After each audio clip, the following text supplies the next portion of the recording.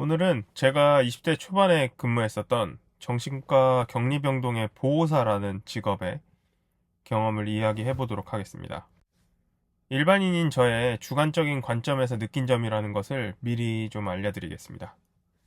일단 보호사라는 직업은 의사나 간호사, 환자분들 모두를 보호하고 도와주는 역할이라고 생각하시면 될 것 같고, 격리병동은 정신과 내에서도 상태가 조금 더 안 좋으신 분들이 머무는 병동이라고 생각하시면 될 것 같습니다.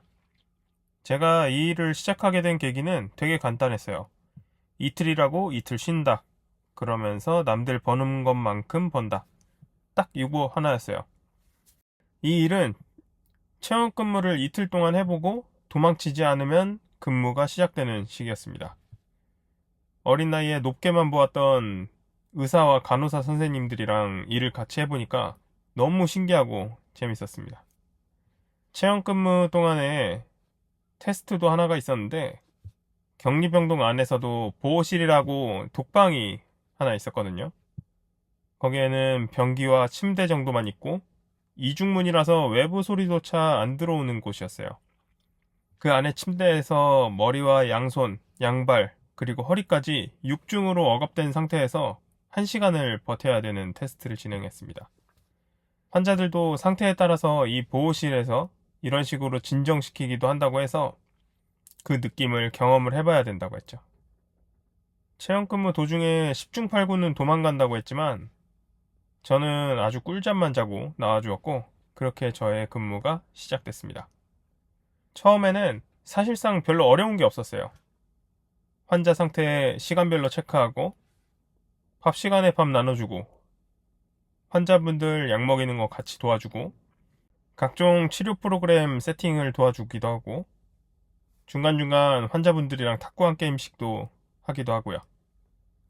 생각보다 거의 일반인과 다름없다라고 생각될 정도로 상태가 좋으신 분들이 많아 예상외로 느껴졌었어요. 실제로 그 좋아 보였던 분들은 금방금방 퇴원하시더라고요. 그리고 이 병동에 한 사이클이 지나가는 시기가 왔어요. 비가 오는 날이었는데, 비 오면은 사람이 우울해진다라는 말이 괜히 나오는 게 아닌 게, 비만 오면 환자들이 꼭 들어왔습니다.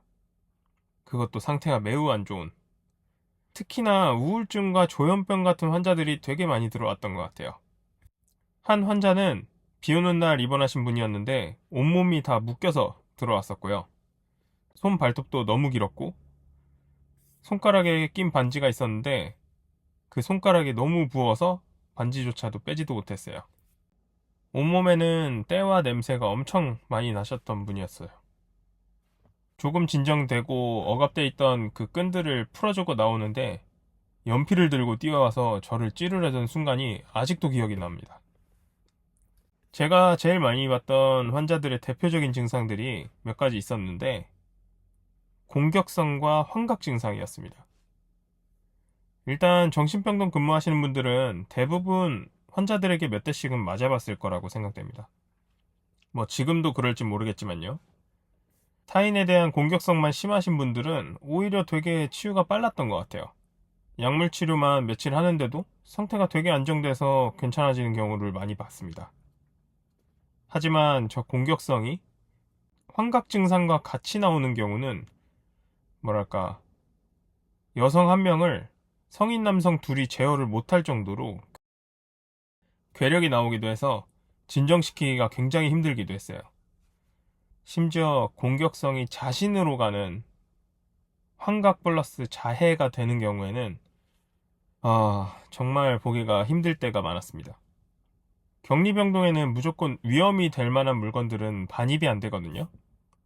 그러다 보니 자신의 손톱이나 이빨로 자신을 자해하는 경우가 생기는데, 팔에 개미가 지나다닌다며 피가 날 때까지 살점을 뜯는 경우도 보고, 그 외에도 더 끔찍한 상황이 나올 때도 많았어요. 그러다 보니 얼마 안 되신 간호사분들은 대부분 많이들 우셨던 것 같아요. 그래도 대부분의 환자들은 2, 3주 정도 지나면 일반인처럼 괜찮아지긴 합니다. 신기하죠? 이곳에 근무하면서 환자들의 차트랑 보호자들을 보게 되는데, 그 보호자들에게는 보이는 공통점이 두 가지 정도가 있었습니다. 과보호와 무관심.